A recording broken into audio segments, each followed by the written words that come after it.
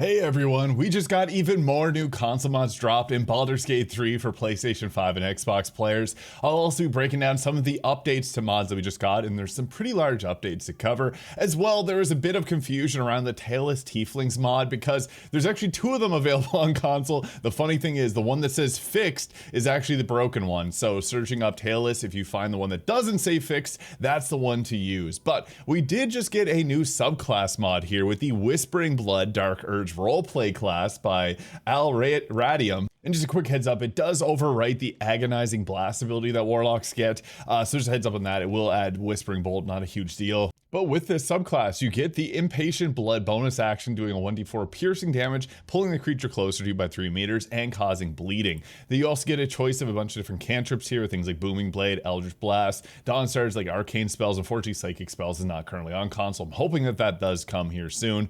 In addition though, you get to choose from some different spells here. It has a lot of abilities from the Warlock as well as the Rogue. In addition to this, you get the Blood Branding ability here doing 1d6 force damage, and you can apply bleed whenever you attack that target using a favor charge. And you can also do the Unnatural Lacerations here, which will cause unnatural bleeding for 3 turns.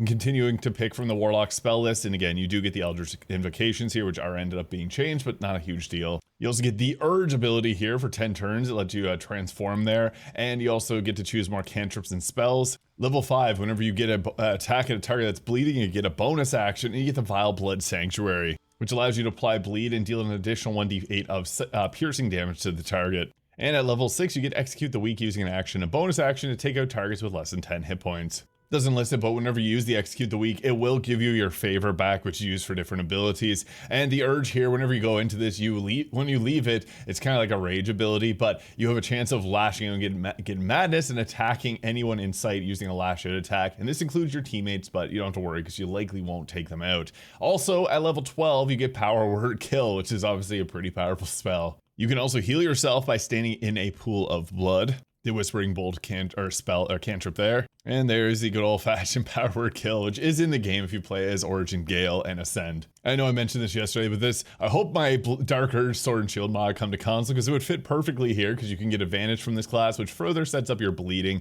and the shield itself fits well. But yeah, we now have a new subclass on console, so that is the Whispering Blood by Radium.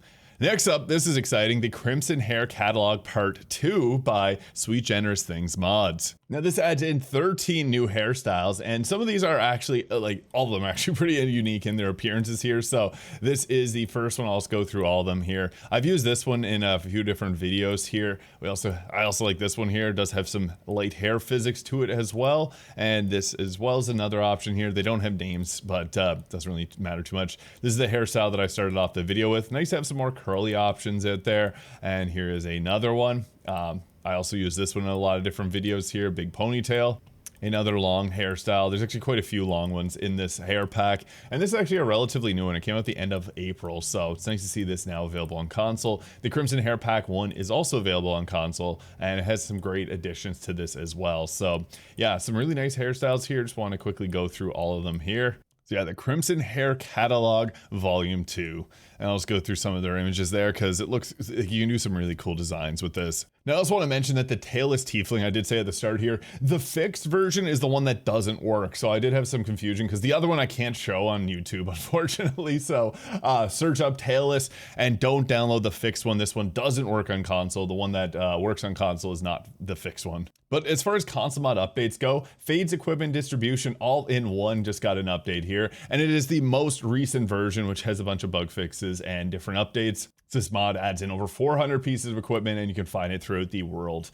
Next up, we got the Ancient Mega Pack. I had to do some digging. It's the 1 month ago. This is like 4 pages back. They do some huge updates, but one great thing about the Ancient Mega Pack is that the final update just came out on June 5th, so I'll likely do a video here in the future breaking down all of the changes because there's a lot, to put it lightly. Yeah, this mod it changes everything. It's a huge overhaul mod, so yeah, Ancient Mega Pack has been updated. We'll likely see another update. These mods take a long time to update just because of the scale of them, like obviously adding in over 2,000 items. There's a lot for Larian to test, so this may take a little bit longer for them to go through and test properly, and that could be why it's delaying some other mods from getting approved, as this is a lot to test. Also a reason that I don't update my mods for console, just because I just feel bad for Larian.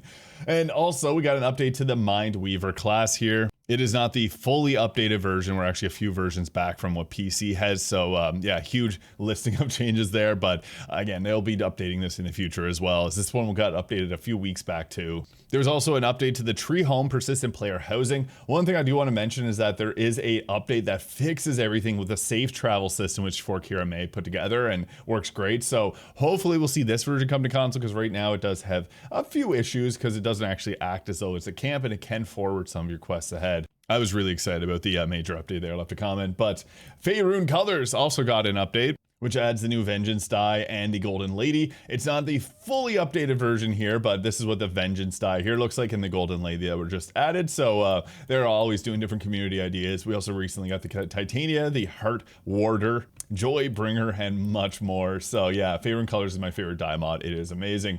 And also, Chocolate Edition for Baldur's Gate 3 got an update on console. It is not the most up-to-date version, but we're slowly getting there. So yeah, just want to go over all the updates that just happened. Kind of interesting. We haven't seen 2 singular mods get added to console before, but I've covered every single Baldur's Gate 3 mod drop, so I had to cover this one here for you guys, and also give a little bit of an update there in Tailless Tieflings. So let me know your favorite console mod in Baldur's Gate 3. Subscribe to stay updated with all Baldur's Gate 3 console modding, and hope you guys all have a great day.